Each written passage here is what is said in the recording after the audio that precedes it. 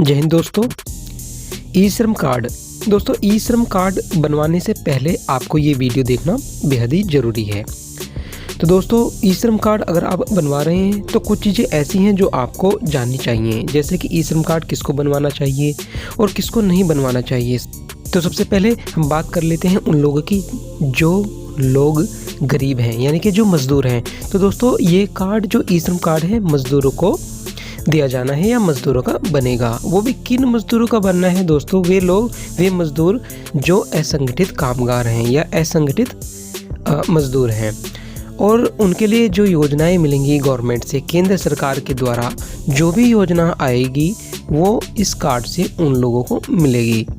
मान लीजिए अगर आप CSC वैली हैं और किसी गांव में आप कार्ड बनाने के लिए जाते हैं, तब सबसे पहले आपके सामने जो प्रश्न आता है वह यही आता है, और जो मज़दूर हैं वो पूछते भी हैं कि भाई ये जो कार्ड है किस काम के लिए है और इसका क्या यूज़ होगा।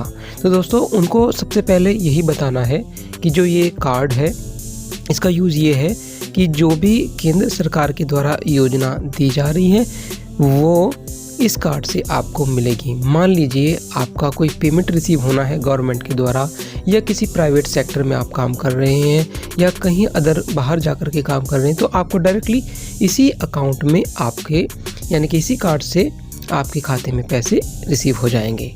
तो ये है एक तरह का डेटाबेस है जो गवर्नमेंट द्वारा तैयार किया जा रहा है उन मज़दूरों का जो असंगठित हैं। और मैं एक चीज़ और बता दूं आपको कि जिन मज़दूरों ने या जो लोग बाहर काम करते हैं किसी बड़ी बड़ी कंपनी में और वहाँ पर EPFO में वो रजिस्टर हो जाते हैं, यानी कि उनका फ़ंड कटने लगता है या ESIC उनका जाता है, तो उन लोगों को ये कार्ड बिल्कुल भी नहीं बनवाना है। जी हाँ, ये कार्ड उन लोगों के लिए नहीं है जो जिनका फ़ंड कटता है। ठीक है, ये बात आपको ध्यान में रखना है। दूसरी चीज़, उम्र। दोस्तों, आपकी जो एज है वो 16 to 59 होनी चाहिए, यानी कि अगर आपकी एज 15 है तब आप कार्ड नहीं बनवा सकते, और 60 है तब भी नहीं बनवा सकते।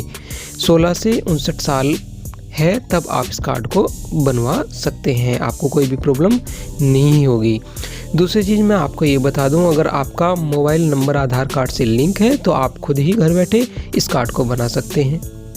अगर लिंक नहीं है तब आप किसी CSC के माध्यम से इस कार्ड को बना सकते हैं। ठीक है, तो किसी भी CSC सेंटर पर जाइए, वहाँ पर आपका ये जो कार्ड है बन जाएगा। अब भ्रामक चीज़ें जो मैं बता रहा था वो क्या चीज़ें हैं, वो यह है कि कुछ लोग कार्ड बना देते हैं और फिर ये बोलते हैं कि ये डाक से आएगा। ऐसा बिल्कुल भी नहीं है।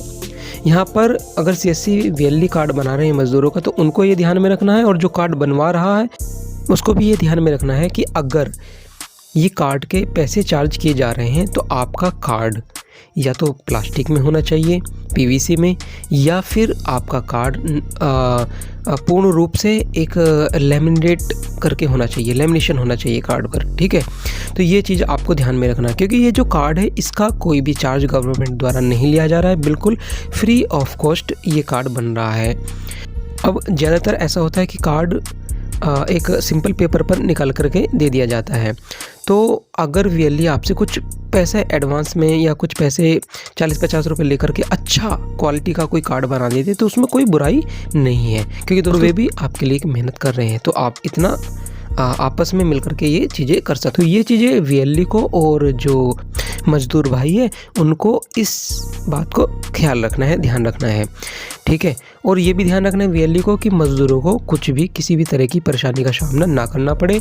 जो बिल्कुल डेटा है वो ठीक तरह से भरा जाना चाहिए, आधार कार्ड की तरह नहीं होना चाहिए, क्योंकि आधार कार्ड में पिछली बार बहुत ही गलतियां हुई थी और उसमें किसी में नाम में बहुत ज़्यादा गड़बड़ थी, तो उनको बार बार वो पैसे देने पड़े। तो इसलिए दोस्तों ये बिल्कुल आपको ध्यान रखना है। अब बात कर लेते हैं काम की। तो मैं जो लिस्ट मैंने ओपन की है ये सारी काम की ही लिस्ट है, इसमें काफ़ी सारे काम हैं, यानी कि मज़दूर भाई अगर ब्रिक्स लेयर का काम करते हैं, यानी कि चिनाई का काम करते हैं या राजमिस्त्री हैं, तो उनको अपना वही काम डलवाना है।